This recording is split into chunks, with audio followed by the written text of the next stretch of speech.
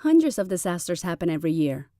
We can't always prevent them from happening, but we can limit the scale of devastation, which is where disaster risk reduction, DRR for short, comes into play. So here are 10 things you should know about DRR. 1. We'll start with a rundown of facts from 2001 to 2010. In that time span, disasters caused nearly $1 trillion worth of damage. That's more than the value of Google, Walmart, and Toyota combined. A staggering number of people lost their homes, 28 million. That's the entire population of Australia. Disasters claimed 1.1 million lives over the course of the decade, an average of 300 deaths each day. 2. Think you know what a natural disaster is? Surprise, there's really no such thing as a natural disaster, only natural hazards, like floods, earthquakes, and tsunamis, or man-made hazards, like riots and conflicts. Our vulnerability to these hazards determines their impact. Simply put, disaster risk equals hazard times vulnerability. 3. Disasters expose inequalities. The more vulnerable the population, the worse the disaster's impact will be. When an earthquake strikes a poor country, more deaths and more economic losses will likely occur than when it hits a rich country. And in any country hit by a disaster, the most vulnerable and excluded suffer most. 4. DRR means managing disasters, which requires managing risks with different tools. Hard interventions include protecting buildings and infrastructure. Soft interventions include education and training.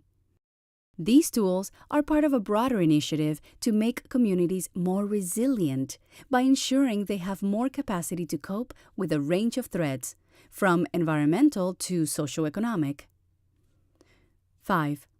The approach taken to address one disaster may unexpectedly lead to further disasters.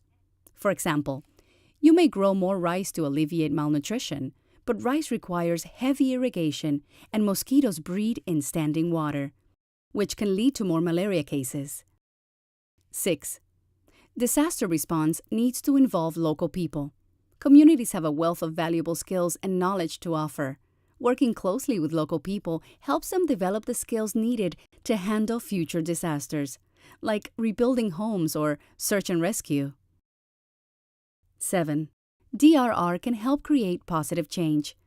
It can make communities more safe and secure, making it easier to focus on long-term development aims, like building hospitals and training teachers. 8. Caring about DRR also means caring about climate change. Increasingly unpredictable weather brings new challenges, like higher crop prices and conflict over natural resources. These challenges make it harder for communities to adapt, cope, and respond to risks. Helping people deal with climate change will support efforts to make disasters less destructive and disruptive.